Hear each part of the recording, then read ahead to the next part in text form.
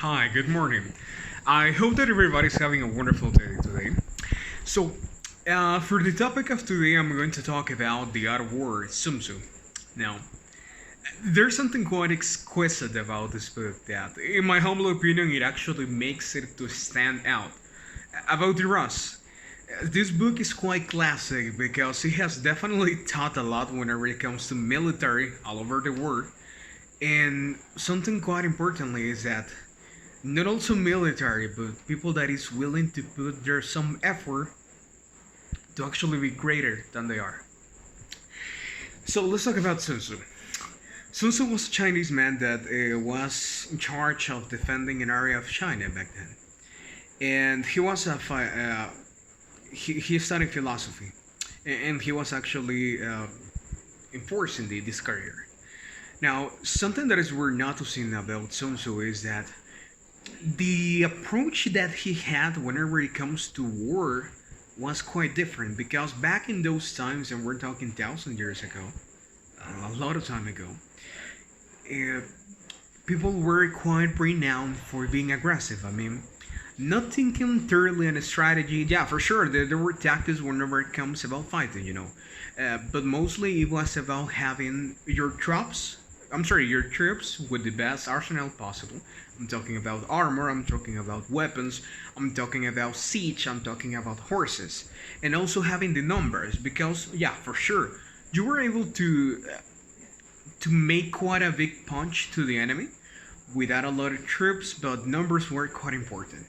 So, amount of strategy in battles and also a good amount of arsenal and a good amount of troops. Now, Sun Tzu realized that violence was not always the end. It was not supposed to be the end. For Sun Tzu, it was actually more important to be able to defeat your enemy without actually trading a blow. And this is the beginning of the philosophy of the art of war. Yeah, it's focused mainly on military strategies. But the thing is, it can also apply to real life. So there's something that Sun Tzu says on his book. Uh, Whenever you appear your weakest, you're your strongest. And also being able to subdue your enemy, I mean, well, he believes that you're the weakest is something of great importance.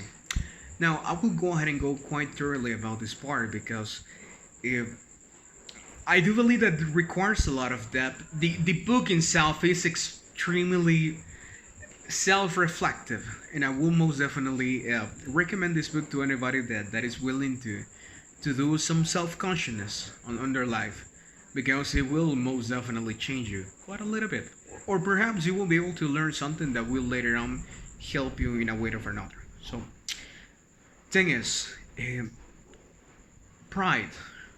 Pride is something that everybody has. The main difference is in the levels that we have it. What I'm trying to specify about this is that there are people that are way too pride to actually go ahead and ask for help. I know that is something that it doesn't look like quite important. It doesn't look like uh, such a big deal per se.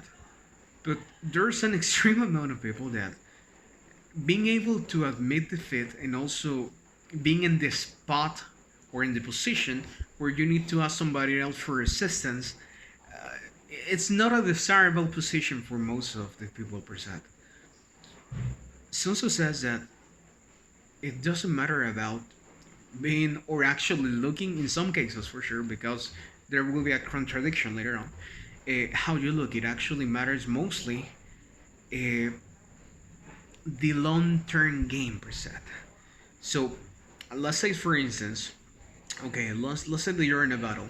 You have about 100 troops and they have just basic arsenal. I'm talking about shield and sword, nothing else in that, just basic and regular leather armor. Now the enemy has 1,000 troops, and they don't only have shields and swords. They have plate armor. They have bows. They have horses. So you realize that you're going to be in a bad spot, and you realize that most definitely you're going to lose that battle, and perhaps everybody in your team is well in your army is going to die. There are records in history where generals had been in that exact same position, and they don't surrender, they don't retreat. Why? Because they are known to be this type of generals, the one that is always leading on the front, the one that has so many battles, the one that has so many stars, and he's renowned around the world for being the top strategist, and they die. Why? Because of the pride that you can have. Pride is, in my humble opinion, one of the worst things that you can develop as a human being.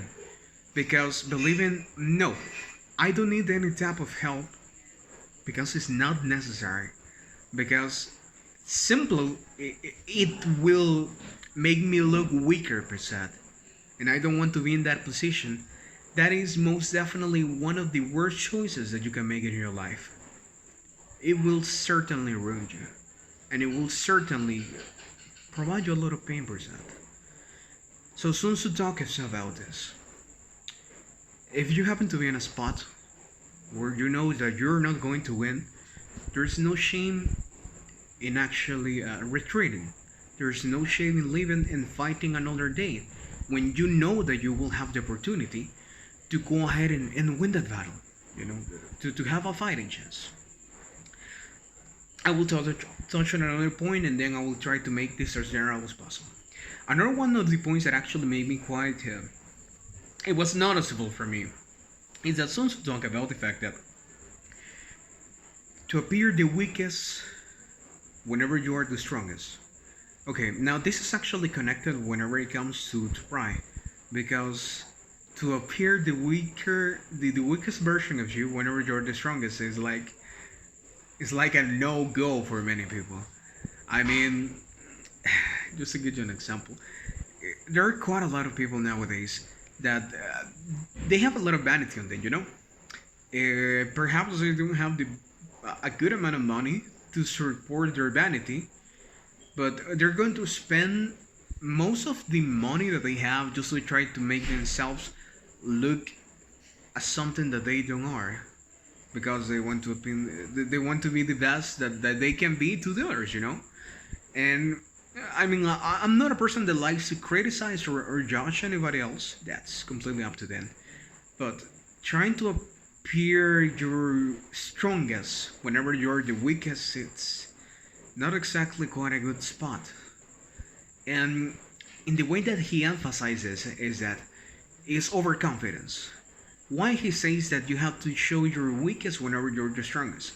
Because if you're in a fight against an enemy, and you know that enemy is going to be absolutely arrogant, absolutely cocky about the fact that you're the weakest on this link, he's going to be completely confident that he's going to win the battle. Probably he won't prepare enough. Probably he will go ahead and attack right away. He will make a strategy because in that person's mind will be, I can do this. There won't be any type of problems to defeat this part. And whenever you actually engage in a fight and you realize that the situation is not as you expected, you will have a really hard time. Because then you will notice that you got overconfident. And also the exact same situations applies the other way around, according to Sun Tzu. Whenever you happen to be the weakest, show your strongest. But in this case, he's not talking about, yeah, I'm my best. No. It's because he wants to make some point on the fact that, yeah, you can be the weakest right now, but whenever you know that your enemies are always trying to go ahead and surprise you, always trying to do the worst to you, whenever you know that you happen to be in an environment, whenever you're struggling to survive, there's nothing wrong about trying to appear as bigger as you are per se. Now, to not make this video even longer than it is already, I'm going to focus on those 2 points. The thing about it is, this has been mostly created for militaries at the beginning. But later on you realize that real life, or common life, ordinary life right now, it's a battlefield. It's quite a struggle for everybody. Because you're competing about everybody else. Either jobs, studies, money, a better position in social stairs and so on. you're always competing, and that struggle doesn't seem to have an end. And the thing about Sun Tzu is that he wrote a book that, yes, it would allow you to get better results in battle, in army, for sure.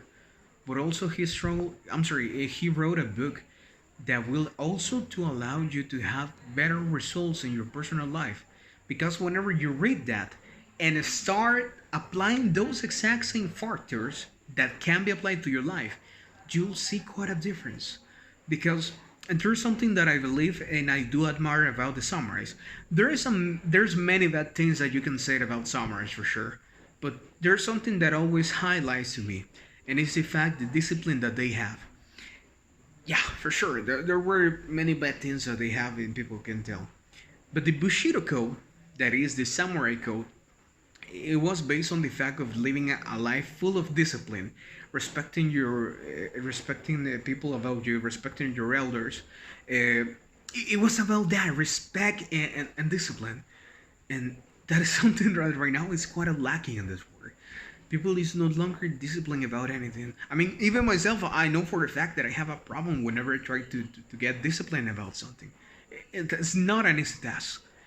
And I do believe that what I have learned on Sun Tzu, it's something that is helping me and will help me out in the future because I always trying to do things with my life, and I know that I will struggle with many things that are to come.